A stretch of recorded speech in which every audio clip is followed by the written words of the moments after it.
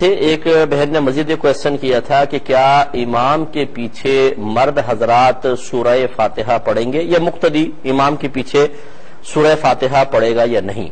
دیکھیں، امام شافعی رحمۃ اللہ علیہ کے نزدیک تو امام کے پیچھے سورہ فاتحہ پڑھنا ضروری ہے، جس کی دلیل وہ یہی دیتے ہیں کہ لا صلاۃ الا بفاتحۃ الکتاب، کہ سورہ فاتحہ کے بغیر نماز نہیں ہے۔ لیکن احناف یہ کہتے ہیں کہ اللہ تبارک و تعالی نے قرآن عظیم میں واضح طور پر فرمایا کہ فَقْرَؤُوا مَا تَيَسَّرَ مِنَ الْقُرْآنِ، کہ تم سے آسان ہو نماز میں وہ قرآن پڑھ سکتے ہو۔ اس آیت کا تقاضا یہ ہے کہ سورہ فاتحہ پوری کی پوری فرض نہیں ہونی چاہیے، کیونکہ اگر فرض ہو، مثال کے طور پہ ہمیں ایک آیت پڑھنا آسان محسوس ہوتا ہے یا مجھے سورہ اخلاص پڑھنا آسان محسوس ہوتا ہے، تو پھر میں کیسے ایک حدیث کو بنیاد بنا کر اس آیت کے مضمون کو رد کرتے ہوئے سورہ فاتحہ کو لازم قرار دے دوں؟ تو لہٰذا بہتر یہ ہے کہ قرآن اور حدیث کو ملا کر ایک نتیجہ اخذ کیا جائے۔ لہٰذا احناف یہ کہتے ہیں کہ فَقْرَؤُوا مَا تَيَسَّرَ مِنَ الْقُرْآنِ سے تو یہ ثابت ہوا کہ جو تمہیں آسان ہے وہ قرآن پڑھو، اور پڑھنے کا اطلاق کم از کم ایک آیت پر ہوتا ہے۔ عربک میں قراءت کا لفظ کم از کم ایک آیت پہ بولا جائے گا، تو کم از کم ایک آیت کا پڑھنا فرض اس آیت سے ثابت ہوا، اور چونکہ نبی کریم صلی اللہ علیہ وسلم نے سورہ فاتحہ پڑھنے کا حکم ارشاد فرمایا، لہذا پتہ چلا کہ سورہ فاتحہ کا پڑھنا واجب۔ یہ تو ایک مطلقاً ہو گیا۔ اب امام کے پیچھے سورہ فاتحہ پڑھیں گے کہ نہیں پڑھیں گے، اس کے بارے میں احناف نے واضح طور پر یہ حدیثیں جمع کی ہیں، مصنف ابن ابی شیبہ میں موجود ہیں، کہ نبی کریم صلی اللہ علیہ وسلم نے ارشاد فرمایا کہ امام کی قراءت مقتدی کے لیے بھی اس قراءت ہے۔ امام کا قرآن پڑھنا مقتدی کے لیے بھی قرآن پڑھنا ہے، لہٰذا مقتدی امام کے پیچھے کچھ نہیں پڑھے گا۔ اب بس یہ ایک سوال پیدا ہوتا ہے جو سرکار نے فرمایا کہ سورہ فاتحہ کے بغیر نماز نہیں، تو احناف یہ کہتے ہیں اس حدیث کا مطلب یہ ہے کہ سورہ فاتحہ کے بغیر نماز کامل نہیں۔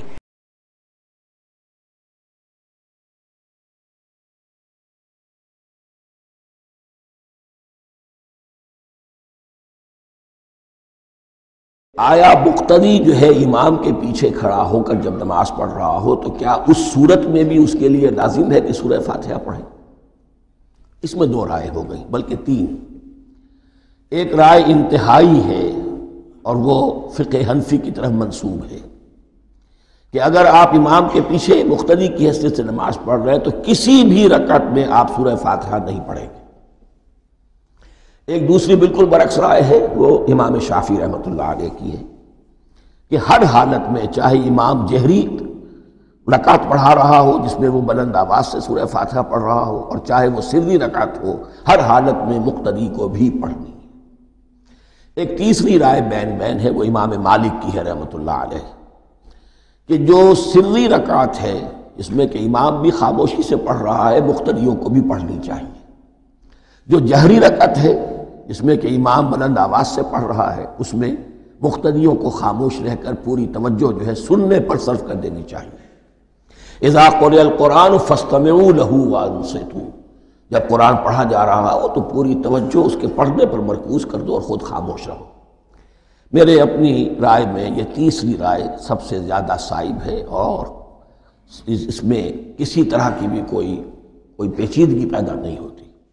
کہ پہلی بات ہے اس امام صاحب کو سمجھائیں کہ بخاری مسلم میں واضح احادیث موجود ہیں کہ سورۃ الفاتحہ لا صلاۃ لمن لم یقرأ بفاتحۃ الکتاب، فاتحہ کے بغیر نماز نہیں ہوتی، اور اس کو یہ بھی بتائیں قرآن میں ہے وَإِذَا قُرِئَ الْقُرْآنُ فَاسْتَمِعُوا لَهُ، جب قرآن پڑھا جائے خاموشی سے سنو اور متوجہ ہوا کرو تاکہ تم پر رحم کیا جائے۔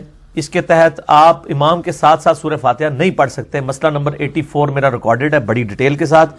نبی علیہ السلام جو ہے سکتہ کیا کرتے تھے رکوع سے پہلے، جس میں امام خاموش ہو جاتا ہے اور مقتدی فاتحہ پڑھتا ہے، جس طرح ہم کرتے ہیں یہاں پہ جاری نمازوں میں۔ تو ایسے امام کو پہلے ایجوکیٹ کریں، اگر پھر بھی وہ سکتہ نہیں کرتا تو آیات کے دوران جو تھوڑی تھوڑی دیر کے لیے وہ سانس لیتا ہے اس دوران پڑھتے جائیں، اور وہ بھی اگر نہیں لیتا کانٹینیوس پڑھتا جا رہا ہے، جیسا کہ وہ حرم مکہ کا امام ہے۔ مدینہ شریف والا امام تو سکتے کرتا ہے، مکے والا نہیں کرتا، تو پھر آپ ظاہر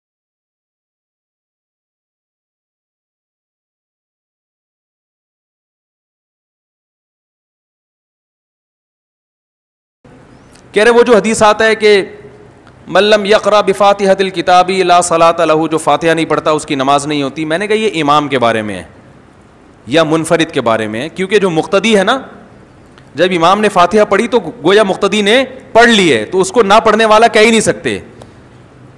کہہ رہے یہ کیسے ممکن ہے، یہ تو آپ عقل سے کہہ رہے ہیں. میں نے کہا حدیث میں آتا ہے، پوری حدیث صحیح ہے، مسلم کی ہے. من لم یقرأ بفاتحۃ الکتاب فصاعدا، جو سورہ فاتحہ پلس آگے قرات نہیں کرتا اس کی نماز نہیں ہوتی. یہ بھی مسلم کی حدیث ہے. سمجھ میں آ رہی ہے بات؟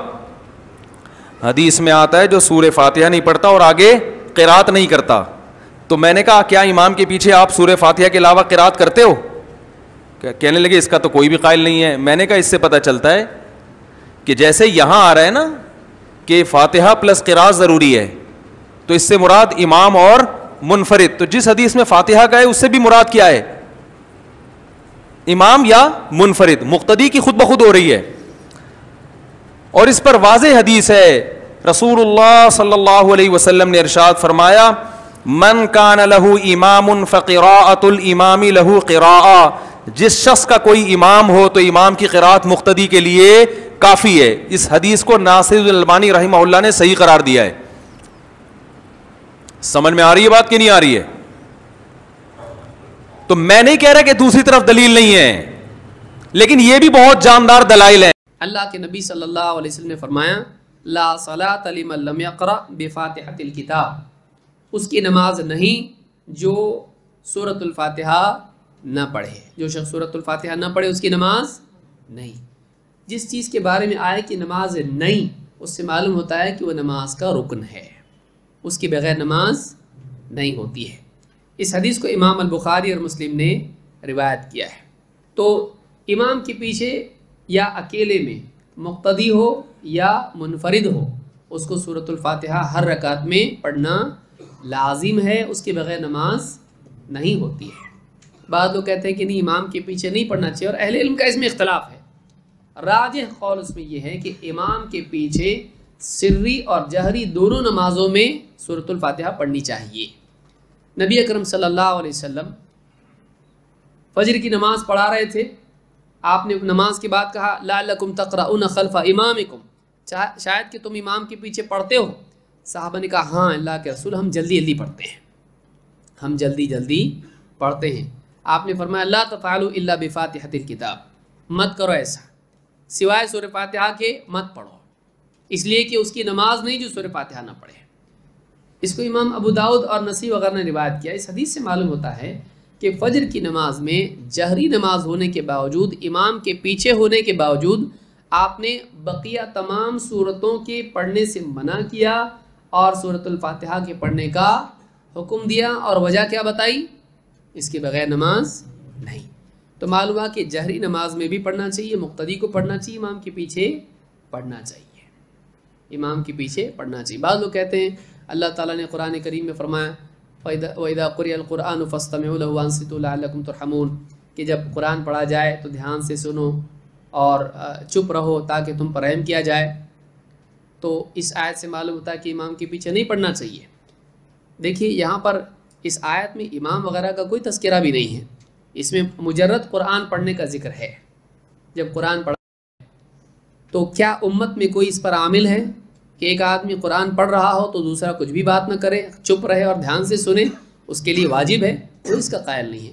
بلکہ بعض حنفی علماء جیسے اشرف علی تھانوی وغیرہ نے بھی یہ بات کہی ہے کہ یہ اس زمانے میں وہ مشرکین ایسا کرتے تھے، اس کے لیے اس کا نماز سے کوئی تعلق ہے. تو آیت عام ہے، اس کو خاص کرنے کے لیے آپ کے پاس دلیل چاہیے. تو یہاں پر یہ اس کا شان نزول ہی اس باب میں نہیں ہے. یہ آیت مکی ہے اور مشرکین شور مچاتے تھے. قرآن جب پڑھا جاتا تھا تو وہ کہتے تھے لا تسمعوا لهذا القرآن والغوا فيه لعلكم تغلبون، یہ قرآن جب پڑھا جائے تم سنو مت، شور مچاؤ. دیکھیے دو چیزیں بیان کی گئی، لا تسمعوا لهذا القرآن والغوا فيه، کہ تم قرآن سنو مت اور شور مچاؤ. کہا گیا سنو اور چپ رہو. آپ دیکھیں دونوں باتیں کیا ہو رہی ہیں، اس کی بالمقابل بیان کی جا رہی. سنو مت تو سنو، اور شور مچاؤ تو کیا کرو؟ چپ رہو. تو یعنی یہ چیز علم اگر نہیں ہوا آدمی کے پاس تو کچھ بھی بولتا ہے. اور بعض علماء کا فتویٰ دینا کہ ان کا کہنا ہے کہ اس باب میں ہے، کسی عالم کے قول سے اگر دلیل ملتی ہے تو پھر امام البخاری سے لیجئے. انہوں نے پوری کتاب لکھ دی کہ امام کے پیچھے پڑھنا چاہیے.